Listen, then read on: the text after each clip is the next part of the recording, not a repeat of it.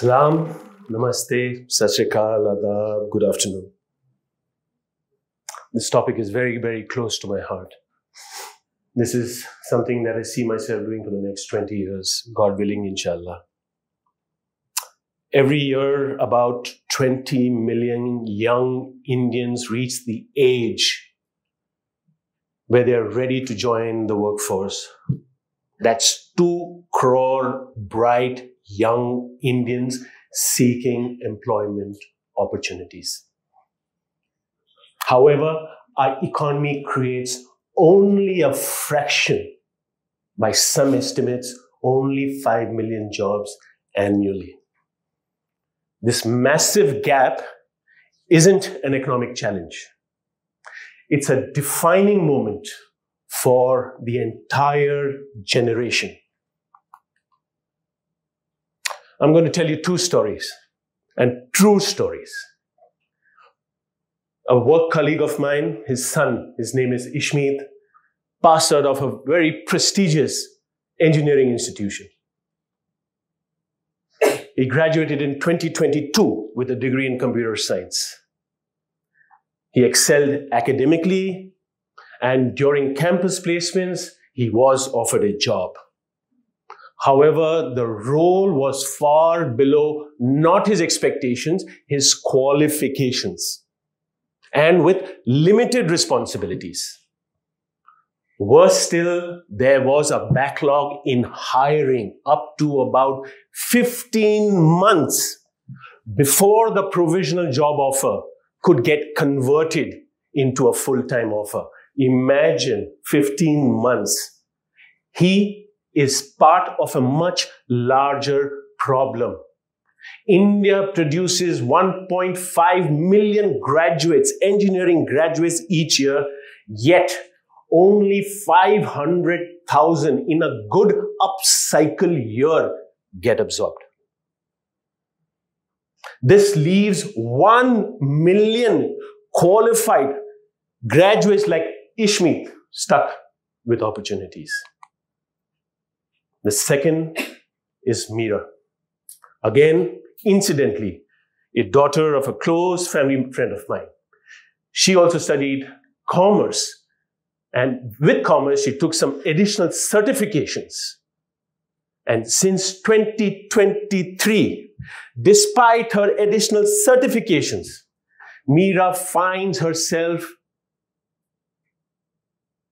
overcrowded job market where the supply far exceeds demands.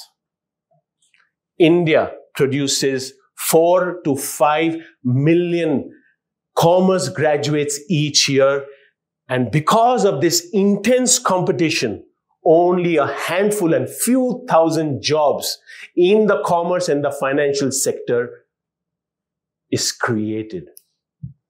Entry-level salaries, even with qualification, can be as low as INR 300,000 or 3 lakhs per annum, making it very, very difficult for Meera to comprehend that her efforts and her effort are being rewarded. India is a STEM-obsessed country. We produce more STEM graduates than the entire continent of Europe and the Americas. Ishmeet and Meera's story is a stark reality. The mismatch between the number of engineering, science, commerce graduates that we produce and the number of engineering, commerce, science graduates related job opportunities available in India each year. Many like Ishmeet leave the country. Many like Meera have to recalibrate and realign their skills after graduation. It's as if 5 years didn't matter. This misalignment between the education output and the economic needs is a critical challenge we must address. The challenge is further compounded between policy creation and policy execution in India. at the state level, at the center level. India's brightest policy economists usually draft forward-thinking policies that align education with the economic needs, focusing on labor market demands. No problem there. However, these well-meaning, well-intentioned policies are handed over to academic reformists and administrators to implement. And guess what? Over here, it's only about compliance and not about outcomes. For instance, 3 years ago, the survey was conducted in one of India's richest industrialized state. And it was about the government grant given to the school. What? For computers and some language-aided tools so that the learning capabilities of the students could be created. And guess what? The funds were appropriately utilized. No problem there. The problem comes after 2 years when the administrators came back to the headmaster or the principal. The focus was, kitne computer chal rahe hain? Rather than how these tools helped the young child with his learning capabilities. Now, this is indicative of a very, very large problem where the emphasis shifts from continuous learning and assessment to compliances, preventing the full potential of the education reform currently under play being fully realized. To bridge this gap, we must align our approach to education with the nation's economic goals, industry forecasts, and labor market trends. India is a heterogeneous country. Diverse language, economic aspirations, opportunities, roti, kapda, makan, makhan, everything is different here. Each pin code is a different culture code in India.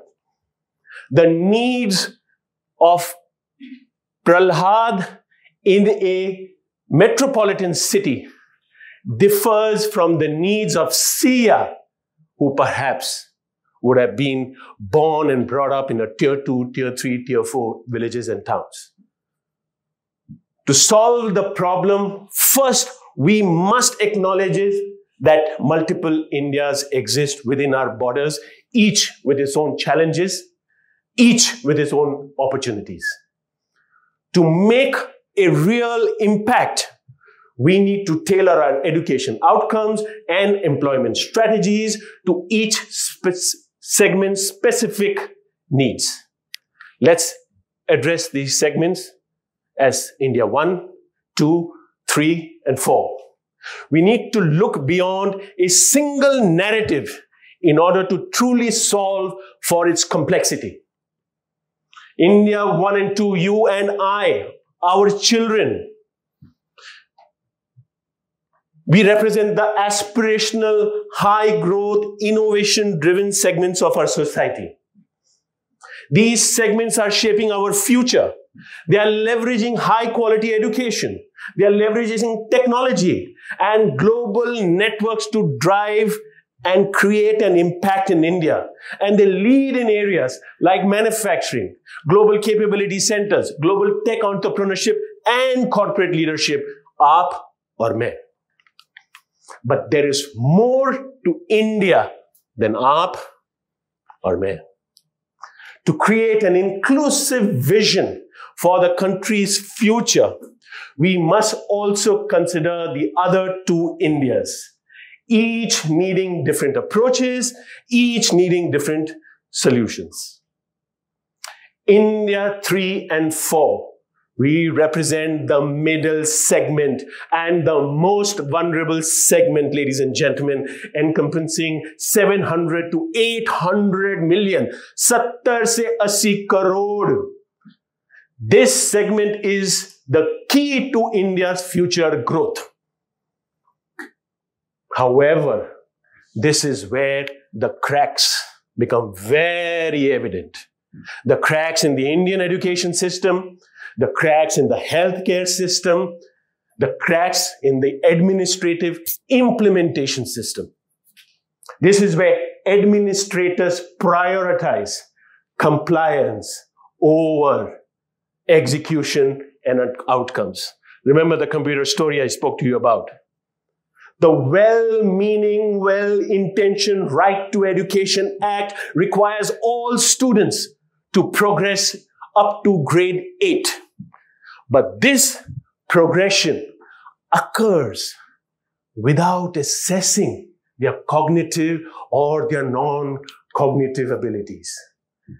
Consequently, many students progress right up till grade 8 without retaining the necessary knowledge for them to succeed in the next grade. By grade 12, they are actually performing at grade 6 level. Basic numeracy, reading proficiency, writing skills at a grade 6 level. अजून मूलभूत गोष्टी शिकलेला नाही असा व्यक्तीला प्रगट संकल्पना शिकण्यासारखे आहे.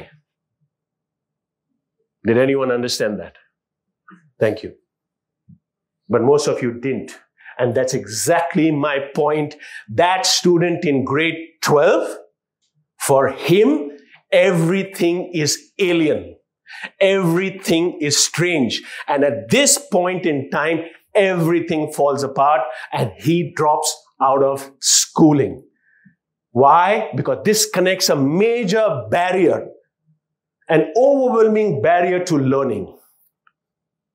Solving the education challenges across all 4 Indias requires massive, massive investments.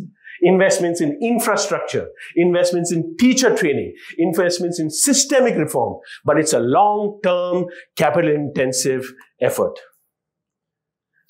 Given the diversity and the heterogeneity of India, our approach must be as diverse, real, but the time has come, bold. We must recognize that not everyone follows the same academic trajectory, nor everyone has access to the same resources. But every individual has inherent strengths that can be nurtured and aligned with the economic possibilities, whether through traditional academic routes or whether through vocational routes. Every pathway plays a critical role contributing to the nation's development. For India 3 and 4 specifically, where the system is at its most fragile, vocational training must be elevated to the same level as an academic degree. Skills acquired or required in manufacturing sectors, construction, basic of healthcare, craftsmanship sectors are just as valuable to the India's economy as armed forces, doctors, engineers, investment bankers. Global systems like Australia's TAFE system, Germany's dual education system offers examples of how we can effectively integrate vocational and academic training to the benefit of the locals of that region. If we apply a similar system in India, we can create a workforce that is well educated, capable, skilled, and passionate about their inherent strengths. By equalizing the value of vocational and academic achievements, we allow India 3 and 4 to prosper based on their strengths, and they contribute to a more productive and an adaptable workforce. But To drive this real measurable change, we require a model that makes all stakeholders accountable and then connects education, infrastructure, administration, industry through public-private partnerships. And I'll give you an example. Take the PLI scheme, which the government of India introduced to boost manufacturing in India.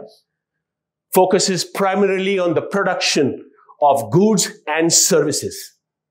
However, its potential can be expanded also to include hiring and training the local youth through training, skilling centers embedded within the manufacturing units.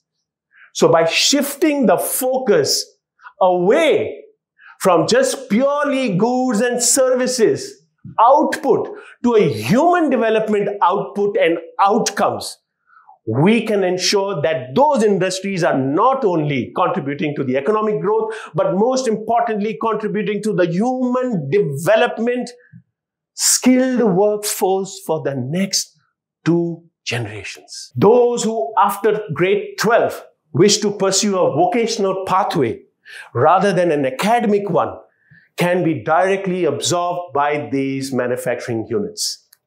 By providing additional incentive schemes or PLI, industries can offset their capital expenditure and their recurring operating expenditure of setting up these training centers. 3 to 5 years of hands-on training within these manufacturing units should be equivalent to a BVoc degree, which has equal value to an academic degree. By elevating that value of vocation training, we also boost the gross enrollment ratio, ensuring that those skilled individuals, the tone of heart within the manufacturing units, they are not left out of the formal economy, but are recognized and are included in our India's growth story. The economic success of any nation, history has proven in hundreds of years, is directly linked to 2 things: education and healthcare systems. After gaining independence, our focus was on establishing prestigious institutions like the IITs, IIMs, NLUs, AIIMS, and of course the Indian Administrative Service. And justifiably right. The intent was to create a strong professional administration cadre to govern the country. No problem with that. But just as we prioritize a strong professional administrative cadre, we should have also developed top educators cadre in this country to ensure that the foundation of our education system was equally strong like our engineering systems, like our management systems in IIM. It's not too late. It's never too late. Now is the time to establish these elite teacher institutions on par with the IITs, IIMs, and AIIMS. These institutions will ensure we build a pipeline of educators who will shape the future of our country and be given the same respect what we give our IAS officers, what we give our engineers, what we give our doctors. Ladies and gentlemen, imagine industries training their own skilled workforce through the PPP model, alongside teachers driving systemic reform, and every stakeholder in this country accountable for outcomes. Just imagine. This will create real jobs, lifting India 2 and 3 out of the poverty, and will drive Indian economy forward to immediately in the next 10 years, $10 trillion and then 20. Lastly, we hear about brain drain, where our brightest minds leave the country for better opportunities abroad. do we blame them now? Instead, let's look at this as an opportunity. In 2023, Indians working abroad remitted $125 billion into the country. By some estimates, it's growing at 14% CAGR, year on year. So in the next 10 years, there's a possibility this number could be $1 trillion. That's literally 25% of our economy today as an inbound remittance. This, in my opinion, is also a form of nation building. The challenge is, how do we create the right conditions for them to return and invest in the India's growth story? As we close, let us remember the connection between knowledge and prosperity. In Indian mythology, Saraswati, the goddess of wisdom and learning, precedes Lakshmi, the goddess of wealth. True education, true wealth flows from education. And through it, we create prosperity, happiness, and good health. This is the transformation India needs. This is the India we must build. Padhega India, बढ़ेगा India, जीतेगा India. Thank you, ladies and gentlemen.